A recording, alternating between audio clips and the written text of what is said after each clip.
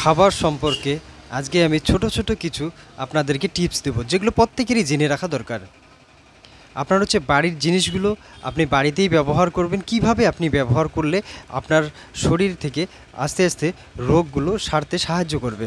তো হচ্ছে আপনার বাড়িতেই এই জিনিসগুলো আছে, আপনি শুধু ব্যবহার করলে আপনার হচ্ছে বাড়িতেই আপনি আপনার রোগের থেকে হাত থেকে রক্ষা পেতে সাহায্য পাবেন।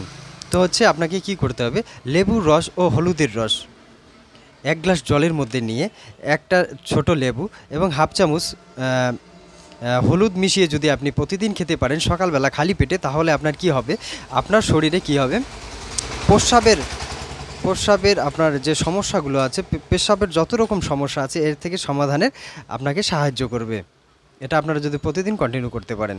দ্বিতীয় নাম্বার হচ্ছে কমলার রসে কলা। আপনার হচ্ছে কমলা লেবুর যে আছে, কমলা লেবুর রসের সাথে আপনি কি করছেন, কালা লবণ বা বিট লবণ যদি মিক্সড করে আপনি খেতে পারেন, এটা জুস বানিয়ে আপনি হচ্ছে সেখানে সামান্য বিট লবণ দিয়ে যদি আপনি সেটা কন্টিনিউ খেতে পারেন, তাহলে আপনার হচ্ছে লো প্রেশার যাদের আছে সেই লো প্রেশারটাকে আপনার হচ্ছে বাড়াতে সাহায্য করবে।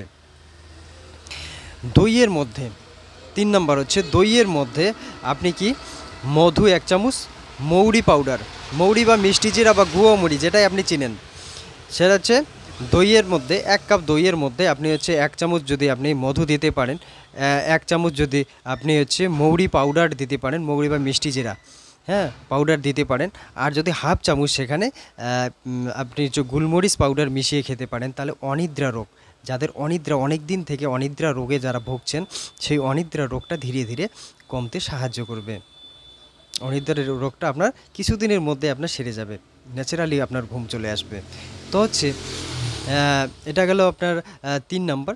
4 নাম্বার হচ্ছে গাজর সিদ্ধ করে, গাজর যদি আপনি সিদ্ধ করে নিতে পারেন, গাজরটা সিদ্ধ করে সেখানে মধু মিশ্রিত করে যদি আপনি খান, বুকের যে ব্যথা হয় মাঝে মধ্যে, বুকের যে ব্যথা বা বুকের যে সম্বন্ধনীয় আপনার যে সমস্যাগুলো আছে সেটা থেকে আস্তে আস্তে আপনি পরিত্রাণ পেতে সাহায্য করবে।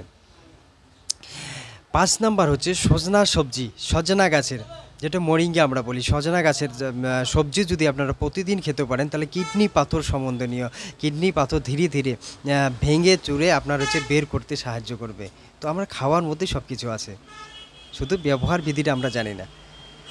তো হচ্ছে এটা গেল 5 নাম্বার। 6 নাম্বার হচ্ছে আমলকির রসে, আমলকি জুস বানিয়ে আপনি আমলকি নেবেন, আমলকি জুস বানাবেন, আমলকির রসে সামান্য আপনি কি করবেন, গোলমরিচ যদি মিশিয়ে খেতে পারেন, তাহলে আপনার কি করবে, রক্তের মধ্যে যে চর্বি আছে সেই চর্বিটা আপনার হচ্ছে গলাতে সাহায্য করবে, আপনার হচ্ছে কোলেস্ট্রলও কমে যাবে।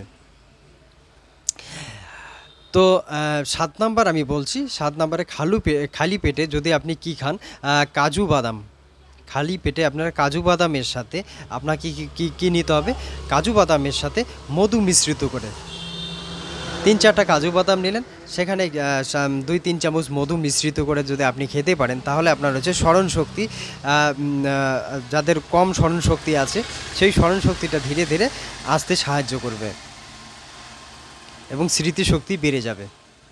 তো এই সাধারণ বাড়িতে যে জিনিসগুলো আছে, এই জিনিসগুলো আমরা যদি কন্টিনিউ নিয়ম মাফিক আমরা যদি ব্যবহার করতে পারি, তাহলে আমরা শরীর ও স্বাস্থ্য আমাদের সুস্থ থাকবে। তো আপনারা ব্যবহার করুন এবং এর থেকে লাভবান হন।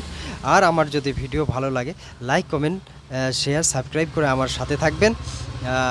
তো আজকে এখানে রাখছি, আবারও দেখা হবে নেক্সট ভিডিওয়ে।